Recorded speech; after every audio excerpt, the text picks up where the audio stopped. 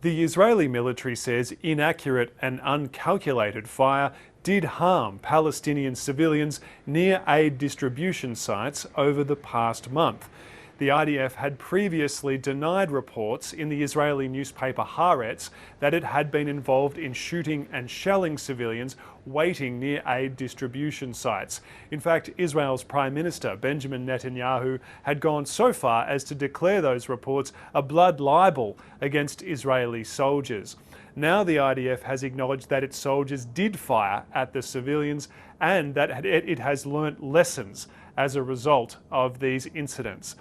It has apparently reorganised the entry to these aid distribution sites, which are run by an American company and protected on the outskirts by Israeli soldiers. It said that it's secured the access routes, it's improved the signage, and now allows Palestinians to see how much aid is left while they're queuing to pick up the limited number of food boxes that are available in each site. The UN and other international aid agencies have been condemning this new aid distribution setup since it was initially announced, saying that it's dangerous, it's not independent, it militarizes the delivery of aid in Gaza, and they've refused to cooperate with it.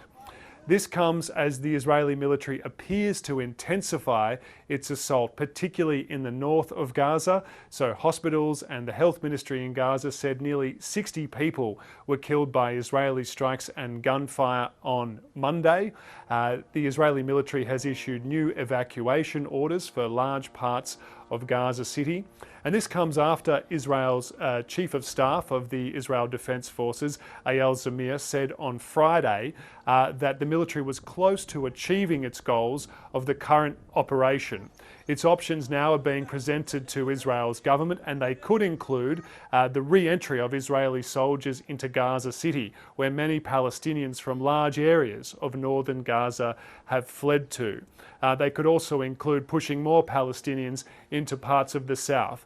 The UN says Israeli forces occupy or have ordered people to leave from more than 80% of the Gaza Strip currently.